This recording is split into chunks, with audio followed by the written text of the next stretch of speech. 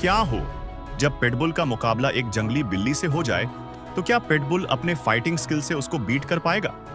उससे पहले अगर आप भी डॉग लवर हो तो वीडियो को लाइक और चैनल को सब्सक्राइब करो।